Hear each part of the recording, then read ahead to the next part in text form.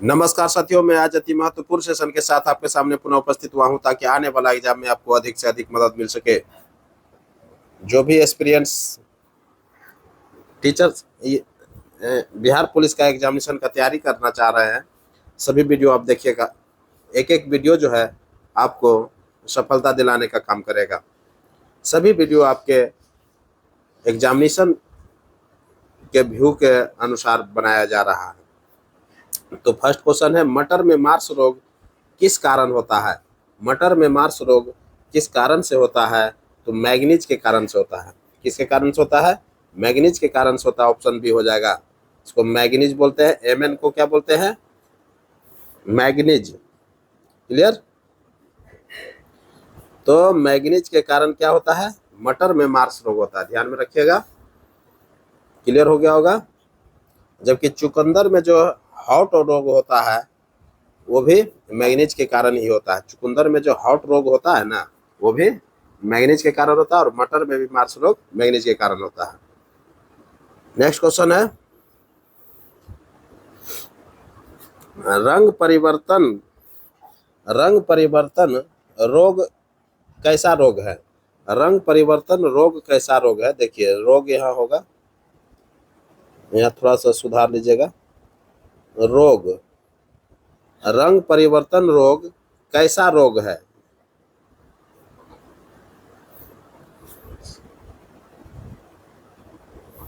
रंग परिवर्तन रोग कैसा रोग है? तो रंग परिवर्तन रोग जो है वो विषाणु जनित रोग है। वो कैसा रोग है? विषाणु जनित रोग है रंग परिवर्तन रोग। क्लियर? ऑप्शन ए हो जाएगा। तो रंग परिवर्तन रोग जो है ये विषाणु वायरस जनित रोग है। ऑप्शन ए हो जाएगा। नेक्स्ट क्वेश्चन है, कुनैन जो है सिनकोना के किस भाग से प्राप्त होता है? कुनैन जो प्राप्त होता है वो सिनकोना से होता है, और कहता है कि सिनकोना के किस भाग से प्राप्त होता है? तो सिनकोना के छाल से प्राप्त होता है। कुनैन किससे प्राप्त होता है? सिनकोना के छाल से प्राप्त होता है। ऑप्शन बी हो जाएगा।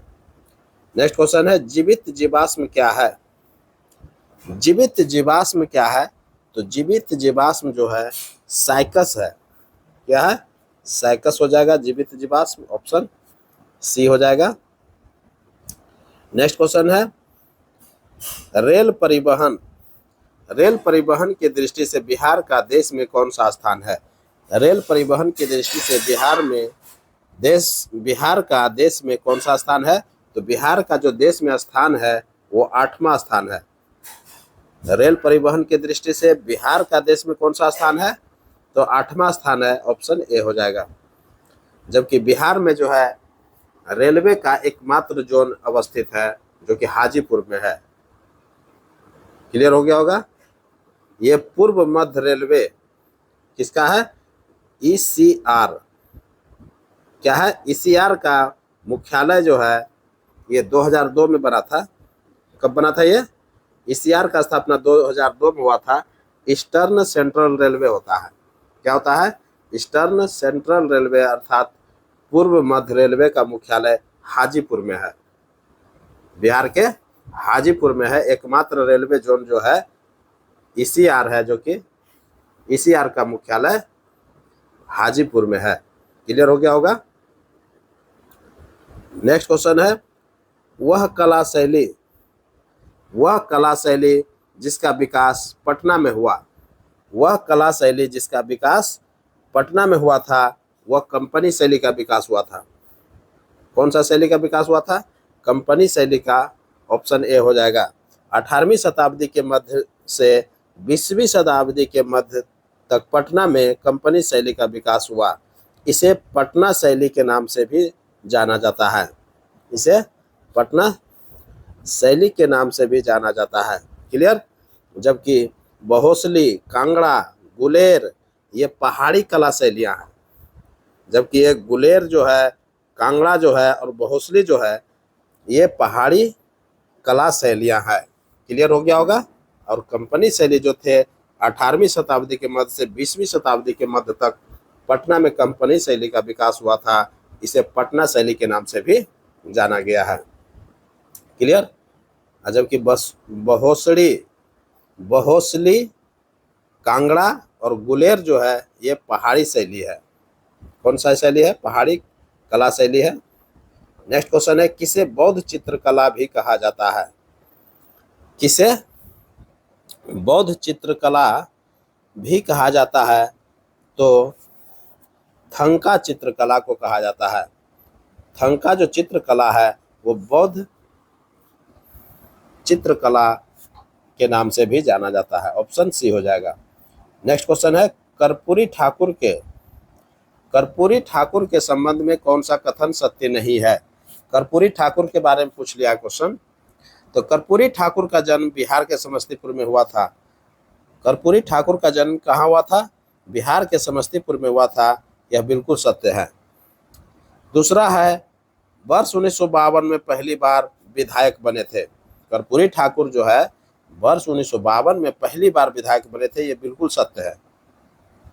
तीसरा है, बिहार में वे 2 बार मुख्यमंत्री बने। बिहार में कर्पूरी ठाकुर कई बार मुख्यमंत्री बने हैं? 2 बार मुख्यमंत्री बने हैं। ये बिल्कुल सत्य है। क्लियर हो गया होगा। चौथा है, कर्पूरी ठाकुर बिहार के पहले उप मुख्यमंत्री थे। बिल्कुल ये गलत है। कर्पूरी ठाकुर जो थे बिहार के दूसरे उप मुख्यमंत्री थे। कौन सा उप मुख्यमंत्री था? दूसरे कार्यकाल में जो आया था उसमें उप मुख्यमंत्री थे। क्लियर हो गया होगा। तो कर्पूरी ठाकुर जो है बिहार के दूसरे उप मुख्यमंत्री है, पहले उप मुख्यमंत्री नहीं था। क्लियर हो गया होगा। तो इस तरह से सत्य की खोज करना था। ऑप्शन डी मिल गया। क्लियर।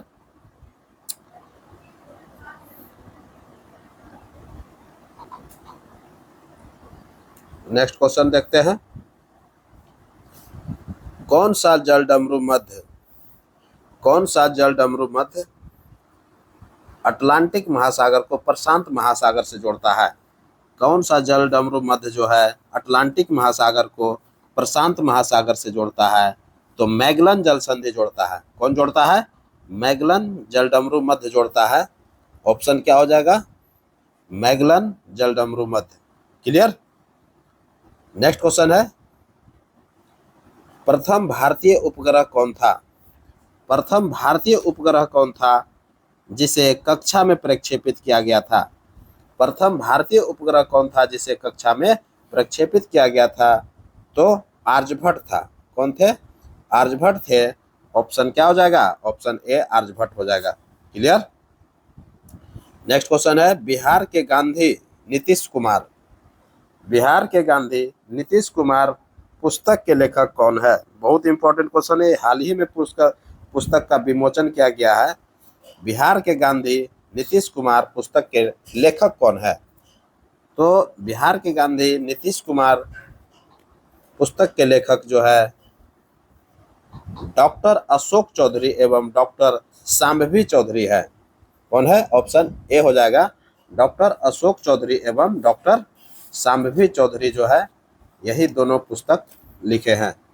क्लियर हो गया होगा। बिहार के गांधी नीतीश कुमार पुस्तक के लेखक डॉक्टर अशोक चौधरी एवं डॉक्टर शांभवी चौधरी है। क्लियर हो गया होगा। नेक्स्ट क्वेश्चन है, भारत के आकस्मिक निधि का वर्णन किस अनुच्छेद में है? भारत के आकस्मिक निधि का वर्णन जो है वो अनुच्छेद 267 में है। ऑप्शन क्या हो जाएगा? अनुच्छेद 267 हो जाएगा। जबकि संचित निधि का जो वर्णन है, भारत के संचित निधि का वर्णन अनुच्छेद 266 में है। ध्यान में रखिएगा, संचित निधि का वर्णन किस में है? 266 में है, जबकि आकस्मिक निधि का वर्णन 267 में है। क्लियर। नेक्स्ट क्वेश्चन है, राष्ट्रपति द्वारा राज्यसभा में कितने लोगों को मनोनीत करते हैं? राष्ट्रपति जो है राज्यसभा में कितने लोगों को मनोनीत करते हैं? तो 12 लोगों को मनोनीत करते हैं। ऑप्शन ए हो जाएगा, 12 लोगों को मनोनीत करते हैं। क्लियर। जैसे साहित्य, कला, इन सभी क्षेत्रों में, सामाजिक सेवा, समाज सेवा, इन सभी क्षेत्रों में जो विख्यात रहते हैं वैसे लोगों को मनोनीत करते हैं राष्ट्रपति के द्वारा। क्लियर। नेक्स्ट क्वेश्चन है, भारतीय संसद की लोक लेखा समिति किसकी समीक्षा करती है? भारतीय संसद की लोक लेखा समिति जो है वह किसकी समीक्षा करता है? तो नियंत्रक एवं महालेखा परीक्षक के प्रतिवेदन की करता है। नियंत्रक एवं महालेखा परीक्षक के प्रतिवेदन की निरीक्षण करता है। क्लियर हो गया होगा। तो भारतीय संसद की जो लेखा समिति होता है वो नियंत्रक एवं महालेखा परीक्षक के प्रतिवेदन की समीक्षा करता है। क्लियर हो गया होगा। प्रतिवेदन है ये। क्लियर हो गया होगा। नेक्स्ट क्वेश्चन है, अनुसूचित जाति एवं जनजाति अधिनियम 1989 में कुल कितनी धाराएं हैं? अनुसूचित जाति एवं जनजाति अधिनियम जो 1989 में बना था उसमें कितनी धाराएं थे? तो 23 धाराएं हैं। कितनी धाराएं हैं? 23 धाराएं हैं। यह अधिनियम जो है 30 जनवरी 1990 को पारित हुआ था। यह जो अधिनियम था अनुसूचित जाति एवं जनजाति अधिनियम 30 जनवरी 1990 को पारित हुआ था। क्लियर। इसमें कितने धाराएं हैं? 23 ठो धाराएं हैं। क्लियर। नेक्स्ट क्वेश्चन है, लोक लेखा समिति की रिपोर्ट प्रस्तुत की जाती है। लोक लेखा समिति का जो रिपोर्ट होता है वो प्रस्तुत किया जाता है। कहाँ प्रस्तुत किया जाता है? लोकसभा। कहाँ प्रस्तुत किया जाता है? लोकसभा। लोक लेखा समिति की रिपोर्ट प्रस्तुत की जाती है लोकसभा में। कहाँ पर किया जाता है? लोकसभा में प्रस्तुत किया जाता है। ऑप्शन डी हो जाएगा। नेक्स्ट क्वेश्चन है, 2G स्पेक्ट्रम में मुद्दे की जांच करने के लिए बनाई गई संयुक्त संसदीय समिति में शामिल है। 2G स्पेक्ट्रम में मुद्दे की जांच करने के लिए बनाई गई संयुक्त संसदीय समिति में शामिल है। तो संयुक्त संसदीय समिति में जो शामिल होते हैं वो कितने होते हैं? 20 गो सदस्य लोकसभा से होता है एवं 10 गो सदस्य राज्यसभा से होता है। ऑप्शन क्या हो जाएगा? ऑप्शन ए हो जाएगा। 2G स्पेक्ट्रम में मुद्दे की जांच, 2G स्पेक्ट्रम मुद्दा है उसकी जांच करने के लिए बनाई गई जो संयुक्त संसदीय समिति जो है उसमें 20 सदस्य लोकसभा का है और 10 सदस्य जो है राज्यसभा से है। क्लियर। इसके अध्यक्ष जो थे, 2G स्पेक्ट्रम के अध्यक्ष जो थे वो PC चाको थे। कौन थे? PC चाको। क्लियर। तो PC चाको जो थे ये 2G स्पेक्ट्रम के जांच समिति के जो है अध्यक्ष थे। क्लियर। जिसमें 20 गो सदस्य लोकसभा से था और 10 गो सदस्य राज्यसभा से था। क्लियर। नेक्स्ट क्वेश्चन है, किस खिलाड़ी की आत्मकथा गेम चेंजर के नाम से रिलीज हुआ है? देखिए कौन सा खिलाड़ी है जिसका आत्मकथा जो है गेम चेंजर के नाम से रिलीज हुआ है? तो शाहिद अफरीदी का हुआ है। किसका हुआ है? शाहिद अफरीदी का हुआ है। ऑप्शन क्या हो जाएगा? शाहिद अफरीदी हो जाएगा। Option B. गेम चेंजर जो आत्मकथा पुस्तक रिलीज हुआ है वो शाहिद अफरीदी के आत्मकथा है। क्लियर। नेक्स्ट क्वेश्चन है, किस अर्थशास्त्री ने सबसे पहले भारत में वैज्ञानिक दृष्टि से राष्ट्रीय आय की गणना किया था? किस अर्थशास्त्री ने सबसे पहले भारत में वैज्ञानिक दृष्टि से राष्ट्रीय आय की गणना किया था? तो VKRV राव क्या था? VKRV राव किया था। क्लियर। तो VKRV राव जो थे एक अर्थशास्त्री थे जो कि सबसे पहले भारत में वैज्ञानिक दृष्टिकोण से राष्ट्रीय आय का गणना किया था। क्लियर।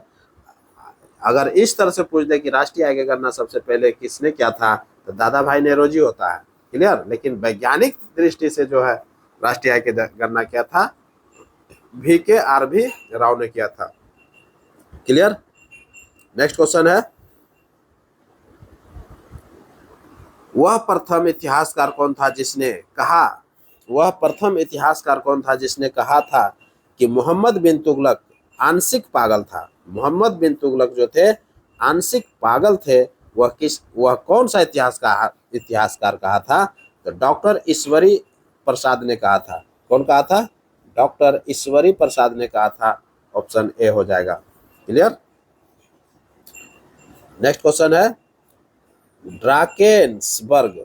ड्राकेंसबर्ग पर्वत कहाँ है? ड्राकेंसबर्ग पर्वत कहाँ है? तो दक्षिण अफ्रीका में है। ड्राकेंसबर्ग पर्वत कहाँ है? तो दक्षिण अफ्रीका में है। ऑप्शन ए हो जाएगा। क्लियर। नेक्स्ट क्वेश्चन है आवर्त सारणी में वर्ग एक के तत्व क्या है? आवर्त सारणी में वर्ग एक के तत्व क्या है? तो वर्ग एक का जो तत्व है वो क्षार धातु होता है। वर्ग एक में जो तत्व रखा गया है वो क्षार धातु को रखा गया है। ऑप्शन क्या हो जाएगा? ऑप्शन बी हो जाएगा। नेक्स्ट क्वेश्चन है वर्ष 2022 में अयोध्या दीपोत्सव में कितने दिए जलाकर विश्व रिकॉर्ड बनाया गया है? वर्ष 2022 में जो अयोध्या दीपोत्सव हुआ था उसमें कितने दिए जलाकर के विश्व रिकॉर्ड बनाया था? तो 15 लाख दिए जलाए गए थे। कितना लाख? 15 लाख दिए जलाए गए थे और विश्व रिकॉर्ड था ये। ऑप्शन ए हो जाएगा। नेक्स्ट क्वेश्चन है पालक में कौन सा अम्ल पाया जाता है? पालक में कौन सा अम्ल पाया जाता है? तो ऑक्जेलिक अम्ल पाया जाता है। क्या पाया जाता है? पालक में ऑक्जेलिक अम्ल पाया जाता है। ऑप्शन ए हो जाएगा। क्लियर। नेक्स्ट क्वेश्चन है ब्लू माउंटेन पर्वत शिखर भारत के किस राज्य में स्थित है? ब्लू माउंटेन पर्वत शिखर भारत के किस राज्य में स्थित है? तो ब्लू माउंटेन पर्वत जो है वो मिजोरम में है। कहाँ है? मिजोरम में है। ऑप्शन ए हो जाएगा। क्लियर। नेक्स्ट क्वेश्चन है रामोसी विद्रोह कहाँ हुआ था? रामोसी विद्रोह कहाँ हुआ था? तो रामोसी विद्रोह जो हुआ था वो कहाँ हुआ था? पश्चिमी घाट में हुआ था। रामोसी विद्रोह कहाँ हुआ था? पश्चिमी घाट में हुआ था। ध्यान में रखिएगा, रामोसी विद्रोह जो हुआ था पश्चिमी घाट में हुआ था। रामोसी विद्रोह जो हुआ था 1822 से 29 के बीच हुआ था। कितना? 1822 से 29 के बीच हुआ था। तो कहाँ हुआ था? पश्चिमी घाट। ऑप्शन बी हो जाएगा। क्लियर। रामोसी विद्रोह अगर पूछेगा कहाँ हुआ था तो मुख्य रूप से पश्चिमी घाट में हुआ था और 1822 से 1829 ईस्वी के दौरान हुआ था, जो कि महाराष्ट्र के सतारा क्षेत्र में पड़ता है। ये जो रामोसी विद्रोह हुआ था पश्चिमी घाट के महाराष्ट्र के सतारा क्षेत्र में हुआ था। और किसके नेतृत्व में रामोसी विद्रोह हुआ था? वासुदेव बलवंत फड़के के नेतृत्व में हुआ था।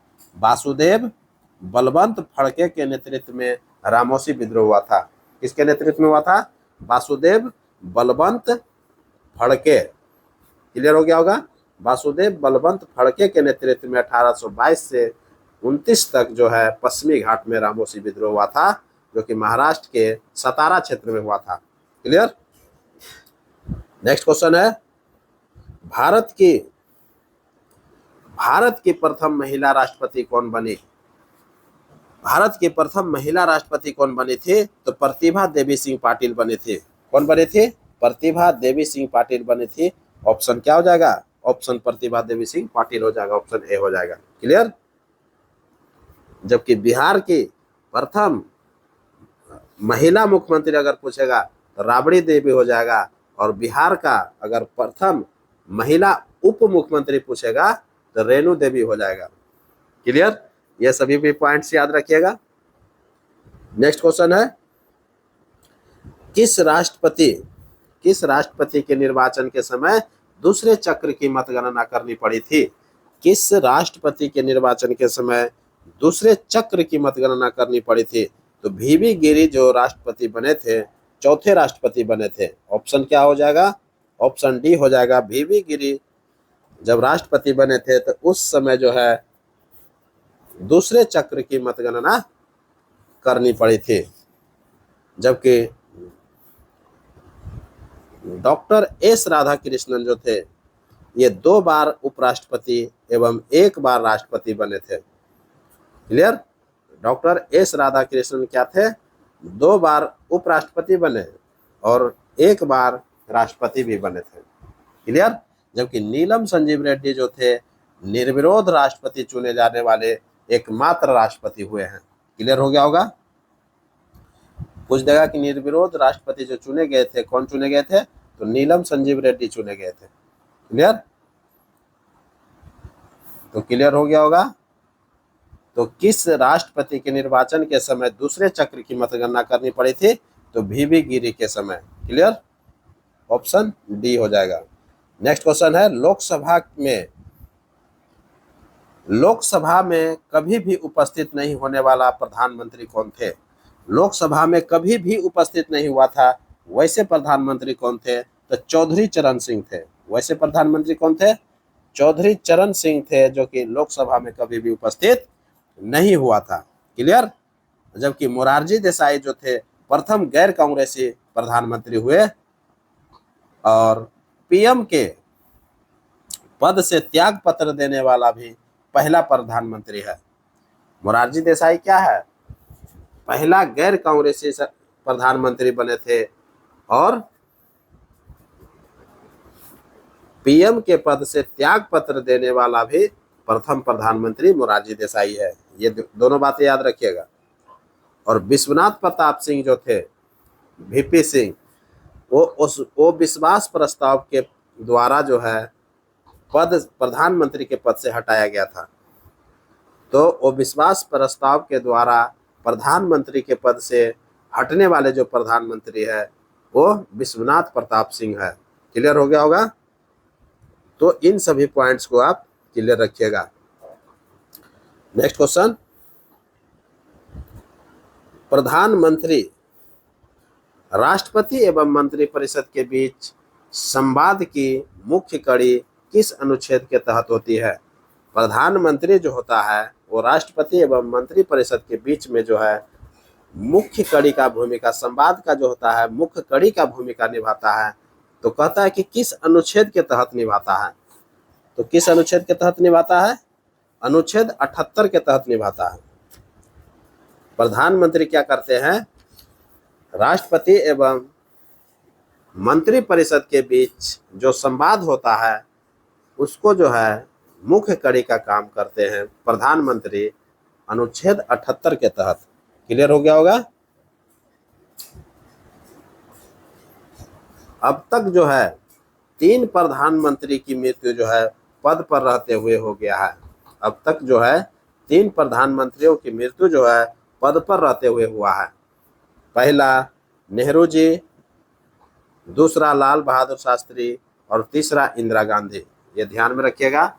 पहला नेहरू जी, दूसरा लाल बहादुर शास्त्री और तीसरा में इंदिरा गांधी। क्लियर? तो ये 3 प्रधानमंत्री जो है पद पर रहते हुए मृत्यु हुआ था। नेहरू जी का मृत्यु 1964 में हो गया, जबकि 1947 से 1964 तक जो है प्रधानमंत्री रहे थे। क्लियर? लाल बहादुर शास्त्री 1964 से 1966 तक रहे प्रधानमंत्री और 1966 में इनकी मृत्यु हो गई थी। क्लियर? इंदिरा गांधी जो है 1966 से 1977 तक रहा, पुनः जो है 1980 से 1984 ईस्वी तक रही थी। तो 1984 में जो है प्रधानमंत्री पद पर रहते हुए जो है इंदिरा गांधी की डेथ हुई थी। तो ये 3 प्रधानमंत्री है, नेहरू, लाल बहादुर शास्त्री, इंदिरा गांधी, जिनकी मृत्यु प्रधानमंत्री के पद पर हुआ था। तो क्लियर हो गया होगा। ये 3 प्रधानमंत्री थे। नेक्स्ट क्वेश्चन, और ये अंतिम क्वेश्चन है। कह रहा है कि बिहार के प्रथम महिला उप मुख्यमंत्री कौन है? देखिए, हम जस्ट इसका चर्चा कर रहे थे कि बिहार के प्रथम महिला उप मुख्यमंत्री जो थे वो श्रीमती रेणु देवी थी। कौन थी? श्रीमती रेणु देवी थी। जबकि श्रीमती राबड़ी देवी जो है ये प्रथम महिला मुख्यमंत्री है। बिहार की अगर प्रथम महिला मुख्यमंत्री पूछ देगा तो ये जो है श्रीमती राबड़ी देवी हो जाएंगे। और उप मुख्यमंत्री पूछ लिया है बिहार के प्रथम महिला उप मुख्यमंत्री, तो श्रीमती रेणु देवी हो जाएंगे। क्लियर हो गया। तो इसी के साथ अब हमको इजाज़त दीजिए। मैं पुनः एक नए वीडियो के साथ आपके सामने उपस्थित होऊंगा। तब तक के लिए पढ़िए और नेक्स्ट वीडियो का इंतजार कीजिए। नमस्कार।